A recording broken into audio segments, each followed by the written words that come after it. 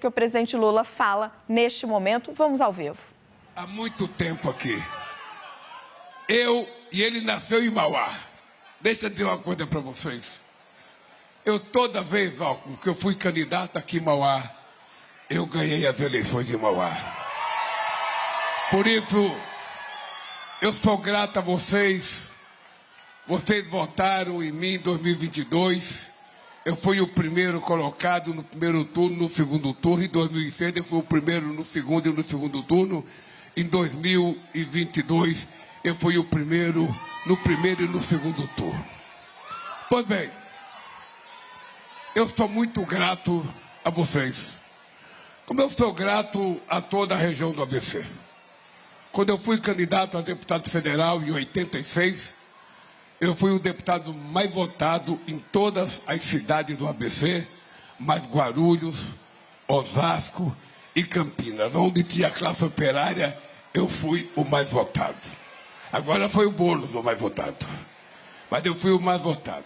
E eu queria chamar os prefeitos para ficarem aqui, porque o Marcelo está enchendo os pacoá para a gente tirar uma foto aqui.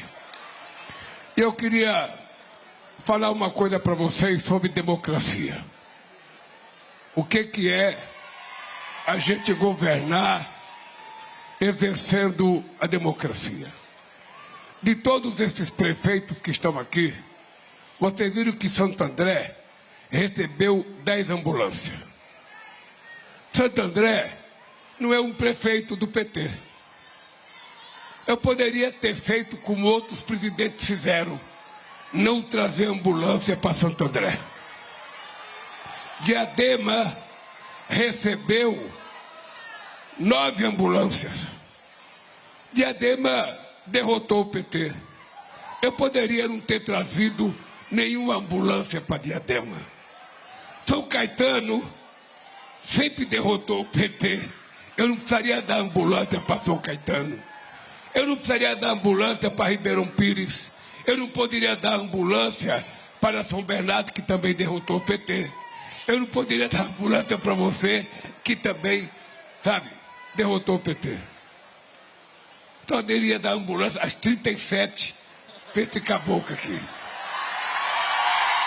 Agora, eu chamei vocês aqui para tirar uma foto, mas também para tentar colocar um pouco de consciência política nessas pessoas. Quando a gente exerce um cargo político importante, e o de presidente da República é o cargo mais importante que nós temos no Brasil, a gente não tem o direito de ser mesquinho. A gente não tem o direito de ser pequeno. Só para você ter ideia, quando eu ganhei as eleições, em janeiro, eu chamei os 27 governadores para perguntar para eles: eu quero que vocês me digam quais são as obras de infraestrutura mais importantes para o estado de vocês, para a gente colocar no PAC. Depois nós chamamos os prefeitos e fizemos uma coisa chamada PAC Seleções. Os prefeitos que se inscreveram em quase todos os nossos programas e foram premiados, todos receberam as obras. Eu vou dar o último exemplo, Alckmin. Faz um mês, mais ou menos, um mês e meio, o prefeito de Ribeirão Preto jamais pensou em votar no Lula. E eu dei ao prefeito de Ribeirão Preto R$1 bilhão. Muita gente ficou assustada. Esse Lula é louco. Está dando R$1 bilhão para um prefeito que é inimigo dele. Eu não dei R$1 bilhão para o prefeito. Eu dei R$1 bilhão para um projeto de infraestrutura em Ribeirão Preto que o povo de Ribeirão Preto merecia. Portanto, eu estou dando a ambulância para vocês. Não é vocês que vão andar na ambulância. Não é vocês que vão dirigir a ambulância.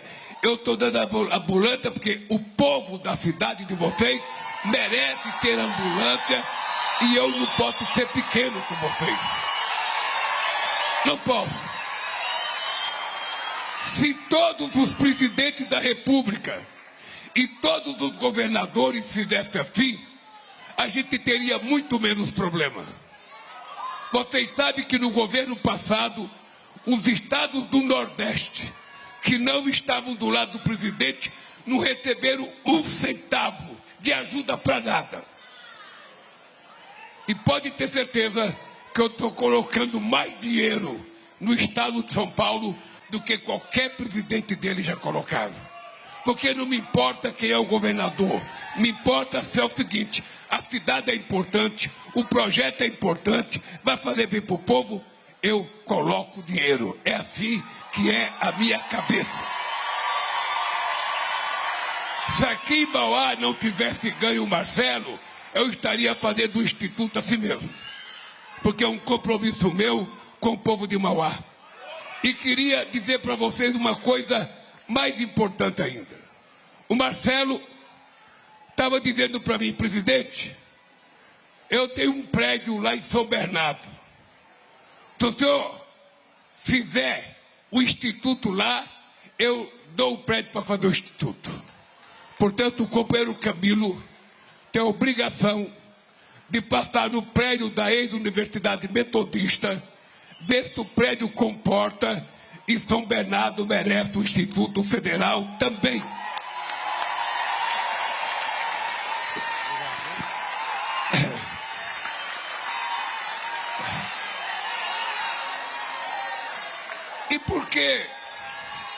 E por que a gente faz isso?